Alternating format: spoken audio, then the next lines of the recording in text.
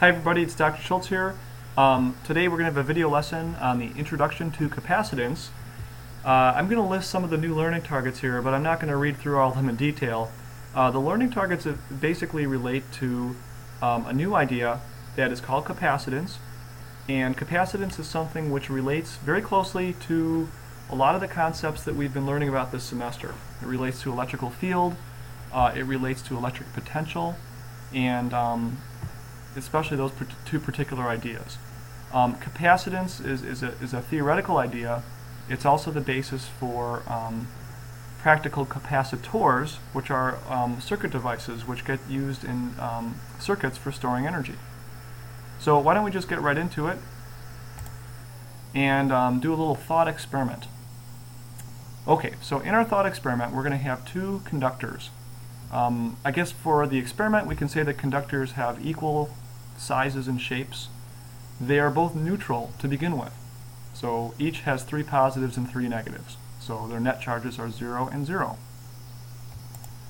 Now what we're going to do in this experiment is we're going to do some work by moving a negative charge from the left conductor to the right conductor. How are we going to do that? Well, why don't we use a 12-volt battery? And you can imagine taking a circuit and connecting the battery, and the battery will actually push one of those negative charges over. The result of that work is going to be that we're going to have the conductor on the left with a net charge of positive 1, and the conductor on the right has a net charge of negative 1. Okay, so the effect of the battery was that it did work moving charge from one conductor to the other. Now the idea is that work that was done established a 12-volt potential difference between the conductors. Right? You moved a charge from the left to the right. Now you've established an electric field between these two conductors. And because it was a 12-volt battery that pushed the charge and did that work, you now have a 12-volt potential difference between the conductors. And you have transferred 1 unit of charge in the process. Now we'll just say that that's 1 coulomb of charge for the sake of our thought experiment. Although we all know that's kind of a large amount, let's just use it for a nice simple number. So what we can do next is say, well, what would happen if you used a battery that had twice the push? Well, it could do twice the work. And that would mean that it would move another charge. In other words, twice as much charge. So if you connect a 24-volt battery to the conductors, you now push an extra electron over, or we should say an extra coulomb of charge over. And the result will be that the conductor on the left now has a charge of +2, and the conductor on the right is at -2. And the point is that now that you have twice the voltage, you've transferred twice the amount of charge. And you could keep playing this game, and imagine if you had a 36-volt battery, that you would now transfer 3 coulombs of charge. And so the ratio of the battery voltage, or the potential difference between the conductors, and the amount of charge that's actually moved is going to be constant. Okay, it's always going to be 1 coulomb for every 12 volts of potential difference. And that is actually the basis of capacitance. Okay, so as long as you keep the same geometry, meaning the same 2 conductors separated by the same distance, then for every increase in 12 volts, there's going to be 1 additional coulomb of charge transferred from one conductor to the other. Okay, so we're summarizing here. Therefore, the ratio of the transferred charge to the voltage difference remains constant. In this example, the ratio is 1 coulomb for every 12 volts. Okay, and you might want to pause here to jot this down, and then we'll go on to summarize here.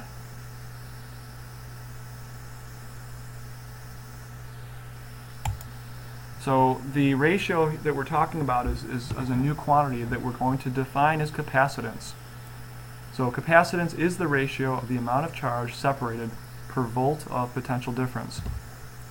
Capacitance is defined with a formula. The formula is C equals Q divided by V. C in this context refers to capacitance. C represents a quantity. So C is not a unit in this formula. C actually represents capacitance. So you have to be careful because we have already used C as a unit. Uppercase C stands for a coulomb. And yes, now we're going to use it as a symbol for a quantity, and it stands for capacitance. So you have to be aware of the context. Speaking of units, capacitance does have units, and the units are called farads, F-A-R-A-D. The abbreviation is in uppercase F, and we say that 1 farad is equal to 1 coulomb per volt. Typical capacitances are actually quite small. They're measured in pico, nano, and microfarads. In other words, 10 to the negative 12th, 10 to the negative 9th, and 10 to the negative 6th farads. And that should make sense to you because it's really hard to go pushing 1 coulomb of charge around. We said that typically you can move much smaller amounts of charge. Alright, so this is a brand new definition, and it's the one that we're going to base this unit on, really. One statement I'll make right now about capacitance is the capacitance of any particular situation, like your two conductors, for example. It totally depends on the geometrical factors. What are the shapes of those conductors? How far apart are they? Things like that. So we're going to kind of focus in on one particular geometry, which is a very important one. And that geometry is going to be for parallel plate capacitor. Okay, well this is nice because we've already talked about parallel plates. The idea would be that the plates are parallel and they have equal and opposite charges. So if you look at those plates from the side view, you can see positives lined up here, negatives lined up here. They're separated by a distance d. We know that in between those plates there's a nice uniform field E. Now I'm going to pop up some math here, and the purpose of this math is going to be to show you how to derive the capacitance of a parallel plate capacitor. And we're going to start off with the expression V is equal to E times D. That's something that we learned from the last unit. Now in the last unit I think we actually said delta V is equal to E times D. So don't worry, I'm not pulling a fast one here. You can call it V if you make one of the plates have a voltage of 0. Then the other plate is going to have a voltage of V. So we're going to kind of drop the delta symbol here and just say V is equal to E times D with that understanding. Now the next couple things we do here are merely substitutions of things we know. And what we're trying to work our way towards is we want to take this expression and we want to get it in terms of Q and V, because we want to get a capacitance relationship. So the first substitution is that electric field is equal to charge density over epsilon, the permittivity constant. So that's a substitution for the electric field. Then we're going to substitute for sigma. Sigma is the charge density per area. Okay, so sigma is going to be Q over A. The next thing we're going to do is rearrange and bring the area down into the denominator. And then what we'll do is we'll move the permittivity times area up onto the top on the left side. Okay, so you've got a geometrical factor here, and you've got a constant of physics here. And then we're going to pull the other geometrical factor over on the left. That would be the distance. And so that comes over on the left. So we have all the geometrical factors on the left. And on the right, we're going to be left with Q divided by V. And if you've been paying attention, you'll recognize that Q divided by V is actually capacitance. So we've just derived our first formula here. This is the formula for the capacitance of the parallel plate capacitor. And it is given entirely by geometrical factors. The capacitance of a parallel plate capacitor depends on the area of the plates. The more area you have, the more capacitance you'll have, the more ability to separate charge for a given voltage. Kind of going in the opposite direction, the smaller you make the distance between the plates, in other words, the closer you get the plates, the larger the capacitance will be. So in a parallel plate capacitor, you want to have really big area plates, but you want to put them as close as possible together. And if you can do those two things, you'll have a very large capacitance. You'll have a very large ability to separate charge. Okay, so this is a big deal, this formula, and this is one that we'll be using the most in this unit. Okay, so this is one you should know. I'm going to end this first segment of the lesson by just showing you some practical capacitors as you might see them in circuits. If you've ever opened up an electronic device, you've probably seen these things.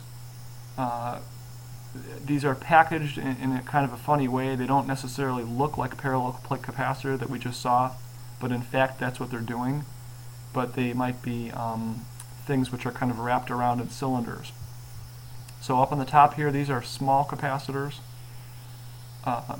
and underneath you've got pictures of some larger capacitors that might be used in industrial settings or in power supplies that are designed to deliver a lot of current.